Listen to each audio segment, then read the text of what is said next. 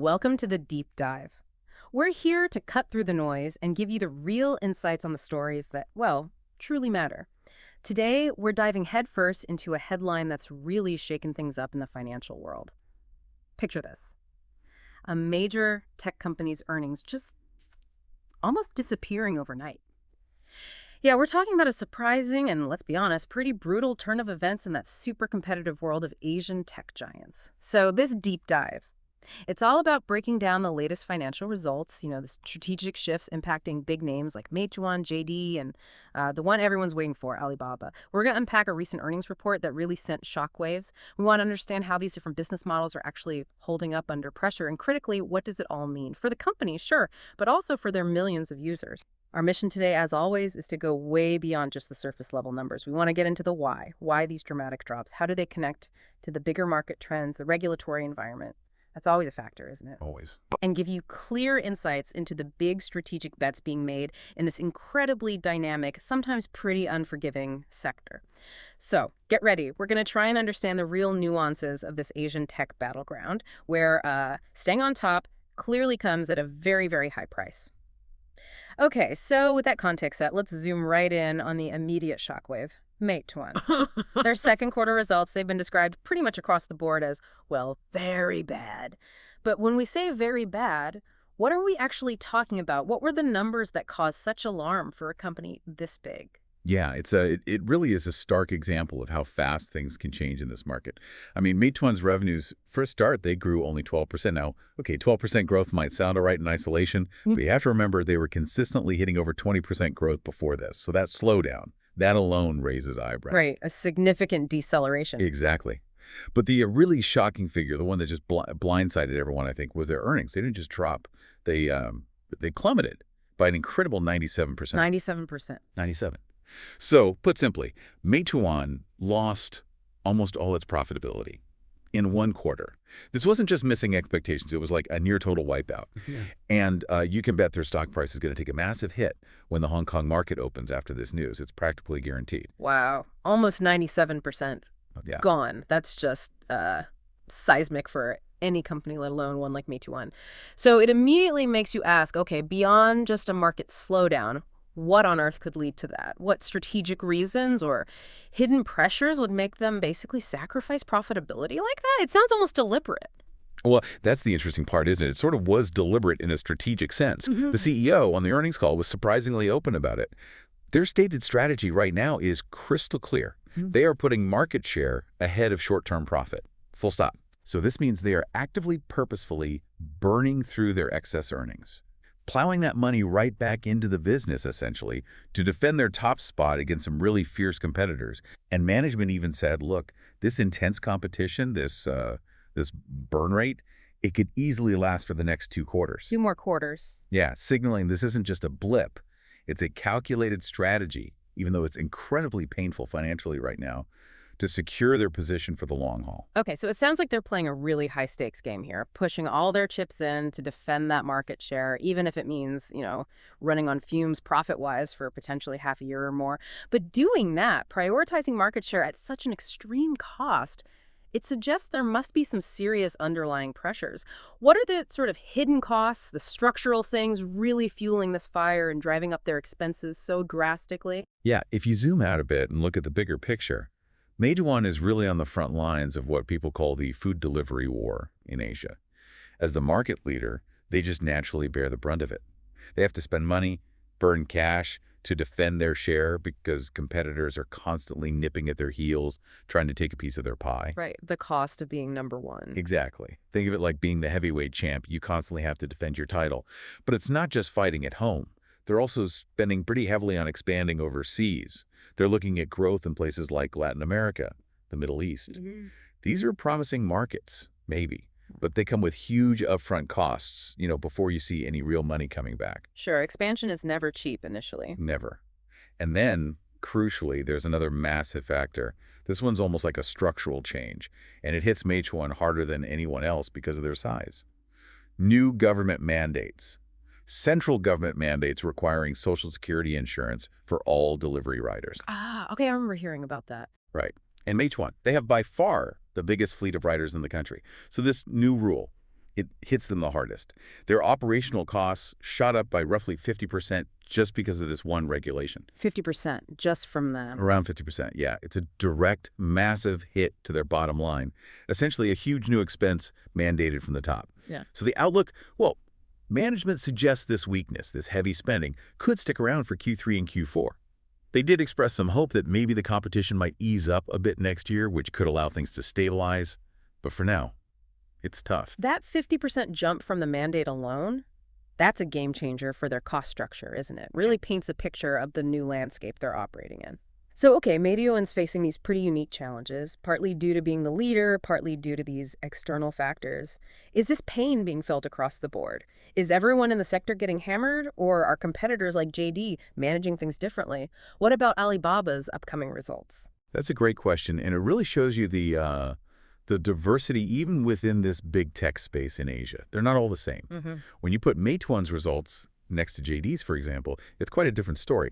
Now, JD did see a drop in earnings, about 50%. Significant, yes. Still pretty big. Still big, absolutely. But compared to Meituan's, 97% wipeout, JD's 50% drop actually looks, well, quite respectable in comparison. Relatively speaking, yeah. Relatively speaking. And JD's resilience really comes down to its core e-commerce business. That part of their operation is just a solid cash cow. Huh. It consistently generates good profits, and that provides a really critical buffer. It helps support the whole company, even if other parts might be facing pressure. Right. It's a classic example, really, of how having a diversified business model can be a huge advantage, a kind of shock absorber in these volatile times. It's almost a blueprint for survival in this space. Diversification as a shock absorber. That makes a lot of sense. Okay, so JD's more resilient.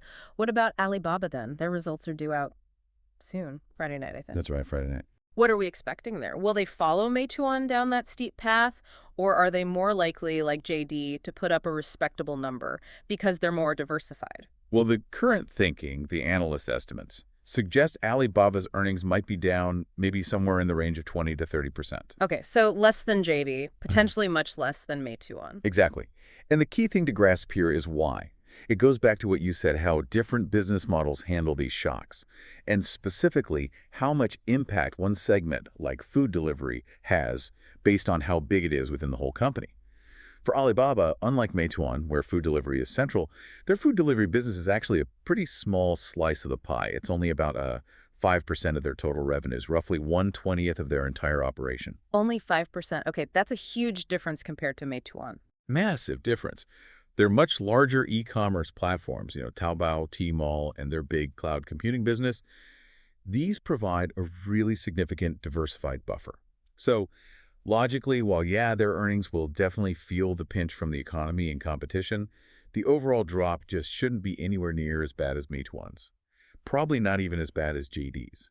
Now, the caveat is always there if, for some reason, it is worse than expected, much worse, then yeah, the stock price would take a huge hit. But that's not the base case. That's not what analysts are predicting right now. The diversification should protect them more. Right. The scale of their other businesses acts like a safety net. Makes perfect sense. Yeah. Okay, so turning back to Meiituan specifically, for people watching these companies, maybe thinking about investing, what do these terrible results actually mean for their stock? With earnings basically gone, how do you even start to analyze it? Especially when they're openly saying, yeah, we're burning cash for market share. Yeah, analyzing Meituan stock right now is, it's tricky. It really is. Partly because management doesn't do regular presentations, which makes the company feel a bit like a black box sometimes for investors on the outside. Less transparency. Exactly. And the usual go-to metric, price to earnings, the PE ratio, it's completely irrelevant here because, like we said, there are no meaningful earnings to calculate it with. Right. Zero earnings makes PE useless. Pretty much. So the only metric that really gives you some kind of handle on valuation is the price to sales ratio, or PS. Okay, so right now, Meituan stock is hovering around, say, 116 Hong Kong dollars.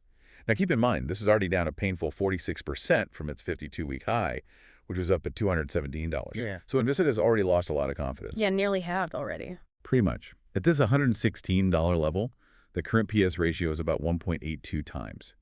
Now, here's where it gets interesting. If you look back at its history over the last 10 years, its lowest PS ratio was about 1.3 times. If the stock were to drop down to that historical low valuation multiple, 1.3 times sales, that would imply a stock price closer to 83 Hong Kong dollars. $83. Okay, so quite a bit lower than where it is now. Quite a bit lower. And looking at the technical charts, analysts are saying there's a real possibility the stock could test the $100 HKD level first. That's a key psychological level of potential support area. That's about a 14% downside from here. But there's also considered a high chance it could break below $100 and potentially head towards that $80 HKD level, which many see as a key medium-term target if the weakness continues. That would be a full 30% drop from today's price. Okay, so 14% down to $100, maybe even 30% down towards $80. That's a tough outlook for anyone holding it now. It's definitely a precarious situation. It really is. So that leads to the million-dollar question, maybe the $80 question here. What does this mean for actually buying the stock? Especially if it does hit that $80 level, that historical low valuation. Is that the point where it becomes, a high-risk, high-reward kind of opportunity? Or is it just a classic value trap? Yeah, that's the dilemma, isn't it? When does a stock getting hammered become a genuine bargain versus just catching a falling knife? Look, a buy call at $80 HKD for Meiituan, yes, that would represent its historical low valuation, 1.3 times sales. Theoretically, that should offer a decent margin of safety.